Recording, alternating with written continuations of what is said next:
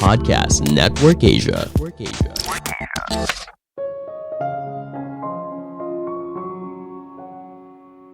Mimpi yang besar bukan hanya sebuah visi, tapi harus diterjemahkan ke dalam strategi hingga aksi nyata untuk mewujudkan mimpi tersebut jadi kenyataan.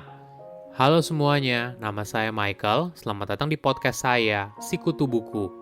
Kali ini saya akan bahas soal berani bermimpi besar dan juga punya rencana jelas bagaimana mewujudkannya. Ini merupakan rangkuman dari video TED Talk Astro Teller yang berjudul The Unexpected Benefit of Celebrating Failure dan diolah dari berbagai sumber. Apakah kamu berani punya mimpi yang besar? Memang tidak semua orang berani punya mimpi yang besar. Kadang sesuatu yang besar membuat banyak orang jadi takut atau kewalahan. Namun segelintir orang yang berani untuk bermimpi besar juga punya tantangannya tersendiri. Bagaimana mimpi tersebut bisa jadi kenyataan? Mimpi tanpa rencana yang jelas hanya berakhir dalam imajinasi atau karya fiksi.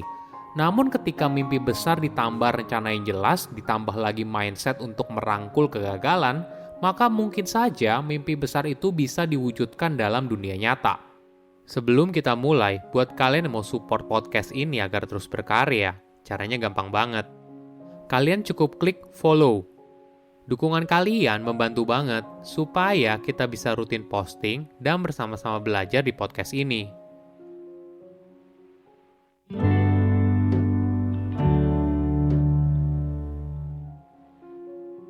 Pada tahun 1962, Presiden Amerika Serikat John F. Kennedy berbicara soal mimpi besarnya.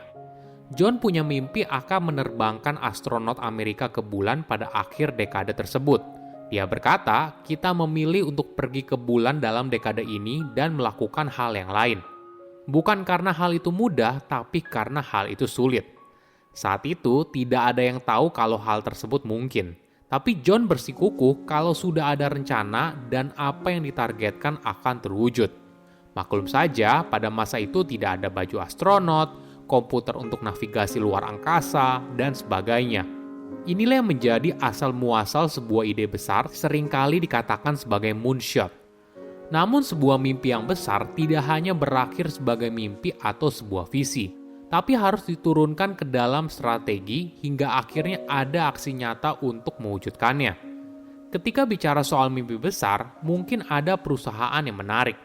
Pada tahun 2010, pendiri Google memutuskan untuk menciptakan sebuah divisi baru dalam perusahaan yang bekerja dalam proyek mimpi yang besar atau ibaratnya sebesar proyek untuk menerbangkan manusia ke bulan. Divisi itu dikenal sebagai Google X. Dan pada akhirnya berhasil menjadi perusahaan sendiri bernama X Company. Mereka punya tujuan besar, yaitu menciptakan terobosan teknologi untuk menjawab masalah terberat yang dihadapi dunia saat ini.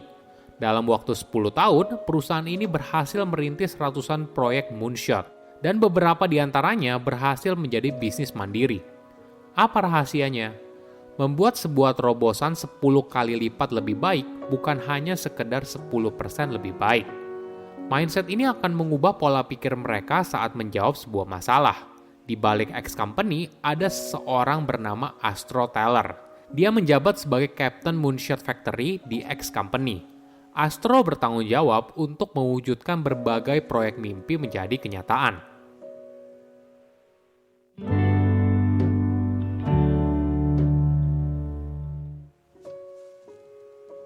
Di X Company, mereka menggunakan kata moonshot untuk mengingatkan para karyawannya agar terus bermimpi yang besar. Di sisi lain, mereka juga menggunakan kata factory sebagai pengingat kalau mereka harus bisa mewujudkan mimpi itu jadi kenyataan. Bagaimana cara kerjanya? Pertama, mereka akan mencari masalah besar yang sedang dihadapi dunia dan berdampak pada hidup jutaan orang. Kedua, mencari solusi radikal untuk menyelesaikan masalah tersebut. Ketiga, adanya teknologi yang bisa dibuat untuk menjawab solusi radikal itu. Namun menariknya, mereka tidak selalu berhasil. Moonshot Factory adalah tempat yang berantakan. Mereka menghabiskan banyak waktu untuk mencoba berbagai hal dan tentunya banyak yang berakhir pada kegagalan. Namun semua hal ini tidak membuat mereka menyerah. Mereka punya mindset yang unik. Keseimbangan antara optimisme dan juga skeptisisme pada visi yang telah dibuat. agar apa yang awalnya mimpi bisa jadi kenyataan. Astro mencontohkan sebuah proyek pertanian vertikal otomatis. 1 dari 9 orang di dunia menderita kekurangan gizi. Ini merupakan proyek ambisius yang bisa membuat dunia menjadi lebih baik. Pertanian vertikal hanya menggunakan air 10 kali lebih sedikit dan lahan 10 kali lebih sedikit daripada pertanian konvensional. Selain itu, dengan pertanian vertikal, kamu bisa menanam dalam jarak yang dekat, jadi tidak perlu lagi ongkos transportasi yang mahal. Awalnya mereka sudah menghasilkan kemajuan yang pesat, mulai dari mesin panen otomatis hingga pencahayaan yang lebih efisien. Namun sayangnya, mereka tidak bisa menanam tanaman pokok seperti beras dan biji-bijian. Akhirnya, mereka memutuskan untuk menghentikan proyek tersebut. Inilah yang terjadi dalam hidup. Tidak semua hal berjalan sesuai dengan yang kita rencanakan. Banyak hal tak terduga muncul, apalagi kalau kamu mengerjakan sebuah proyek yang besar. Menariknya, ketika kita menemukan kelemahan dalam sebuah proyek, bukan berarti akhir dari segalanya. Kadang hal ini malah bisa membantu kita menemukan jalan lain yang lebih baik. Ada contoh yang menarik. Pada tahun 2009, Google memulai proyek kendaraan self-driving. Alasannya sederhana, hampir 90% kecelakaan lalu lintas terjadi karena kesalahan manusia. Apabila semua hal ini dilakukan secara otomatis, maka akan jauh lebih aman. Pada tahap awal proyek, mereka menciptakan prototip tanpa kemudi setir atau pedal rem. Ternyata ide tersebut pada masa itu dianggap sebagai ide yang buruk. Tanpa kemudi setir atau pedal rem, pengendara akan mengalami kesulitan ketika harus mengambil alih saat keadaan darurat. Kondisi ini membuat mereka jadi tidak siap. Kenyataan tersebut menciptakan sebuah krisis yang besar bagi tim. Hasilnya, mereka harus kembali lagi mengulangnya dari awal. Kali ini dengan perspektif yang berbeda. Mereka harus melihatnya dari sisi penumpang. Apa sih yang diinginkan oleh penumpang? Ternyata, sesederhana sebuah kendaraan yang bisa mengantar mereka dari titik A ke titik B secara otomatis. Perspektif ini yang menjadi jangkar untuk pembaharuan berikutnya. Hingga pada tahun 2015, mereka berhasil menciptakan kendaraan otomatis yang berhasil dites langsung di jalan.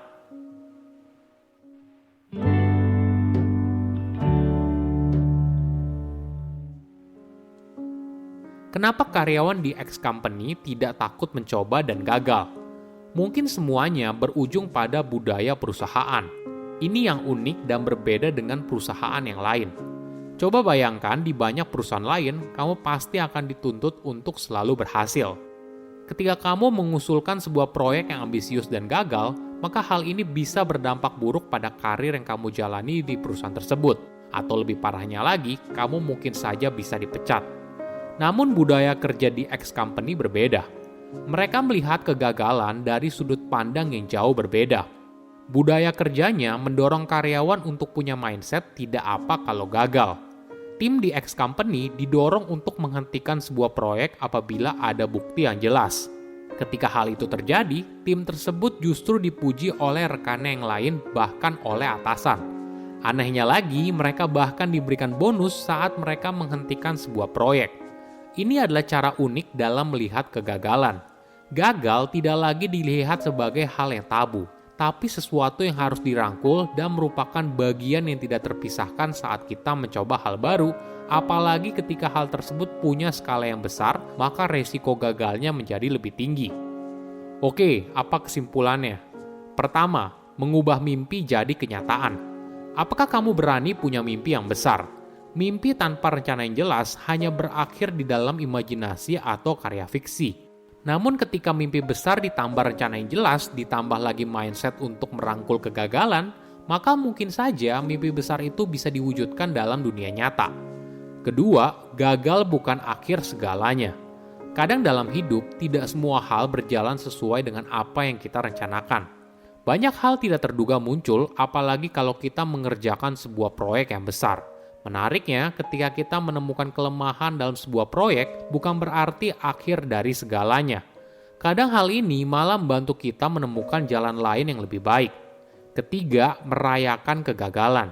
Kenapa ada perusahaan yang mampu menghasilkan sebuah inovasi yang besar?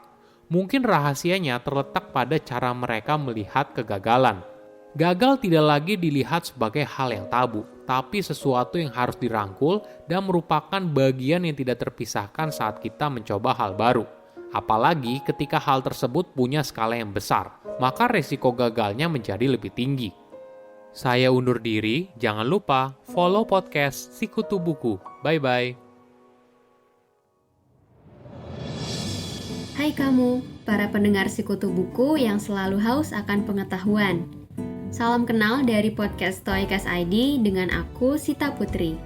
Dalam podcast Stoikas ID, aku ngobrolin tentang filsafat stoikisme. Tapi tenang aja, pembahasannya ringan kok, karena berkaitan erat dengan kehidupan sehari-hari. Sehingga filsafat stoikisme sangat bermanfaat untuk kamu terapkan dalam mengatasi kegalauan dan kekhawatiran dalam hidup. Aku tunggu kamu di podcast Stoikas ID ya. Pandangan dan opini yang disampaikan oleh kreator podcast, host, dan tamu tidak mencerminkan kebijakan resmi dan bagian dari podcast Network Asia. Setiap konten yang disampaikan mereka di dalam podcast adalah opini mereka sendiri dan tidak bermaksud untuk merugikan agama, grup etnik, perkumpulan, organisasi, perusahaan, perorangan, atau siapapun dan apapun.